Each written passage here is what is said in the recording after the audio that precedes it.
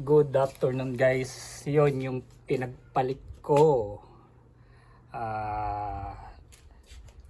sa Ibana o iba na kay Ibana kasi medyo matagal din yun na nagka-problema. So pinalitan ko na siya kasi nga ang hirap na ganun yung nangyari.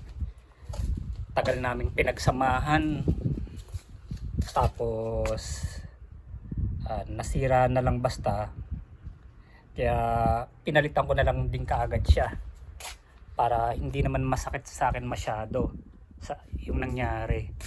Kahit mahal ko siya, yung ex ko, wala tayong magagawa kasi nga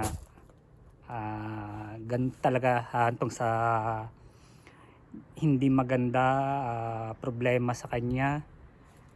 So medyo matagal din kami, kaya kailangan na siyang palitan dahil nga may mga kasiraan na nangyari.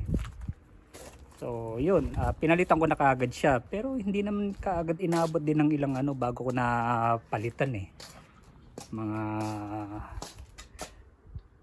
almost 3 years din yata bago ko siya napalitan. So yung pinalit ko is papakilala ko sa inyo dahil nga kailangan ng palitan. Yun, ito gusto niyo na bang makilala yung pinalit ko dun sa ex ko? So yung pinalit ko sa ex ko ay mas maganda kaysa dun sa ex ko. Ito siya. Reveal ko na ba guys? Medyo nakakahiya pero kailangan na palitan talaga. So ito siya, papakilala ko yung pinalit ko sa ex ko. Ito na siya, si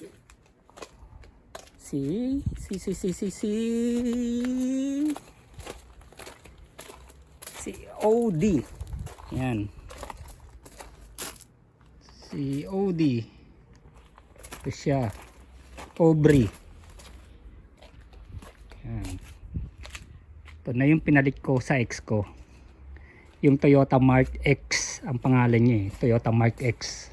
So pinalitan ko na siya ng OD. Yan, mas maganda, di ba? Yan, model A5. So 2.0 turbo. Yan, diba? Mas maganda siya kaysa doon sa ex ko, si Toyota Mark X. X kasi yung pangalan niya, Mark X. So meron ako niyang vlog ng yung Mark X ko na yun, nung nasira na siya. Lagi na kasi siyang nasira, nagkakasiraan na. Yan, kailangan na siyang palitan talaga. So medyo matagal din bago napalitan. Yan, ito yung ibang, yan, ito medyo matagal na. Ito ba yung dating gamit ko nung nasira yung ex ko?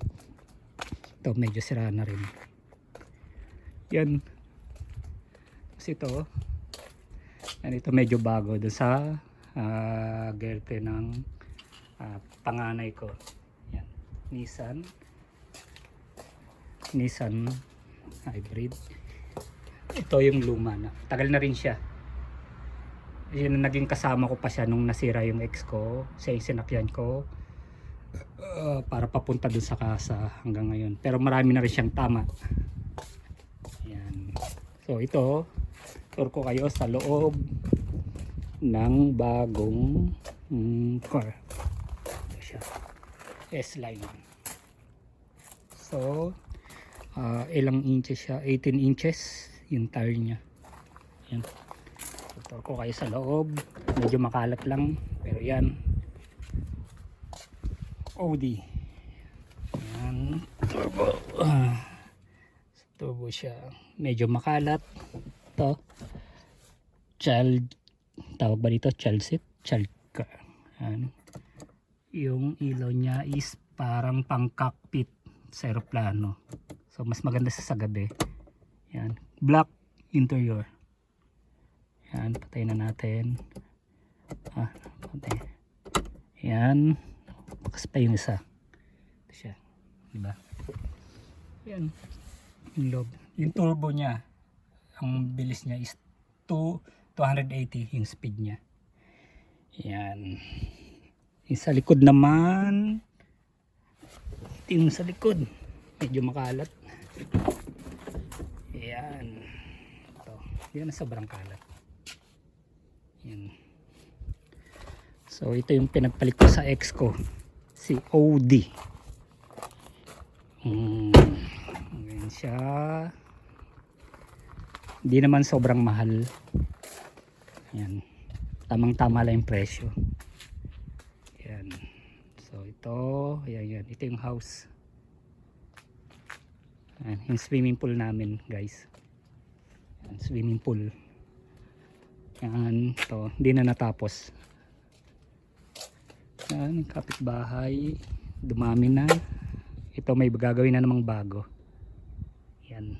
Mga next week mag-start na siya. Ito halos kakalipat lang ng mga yan.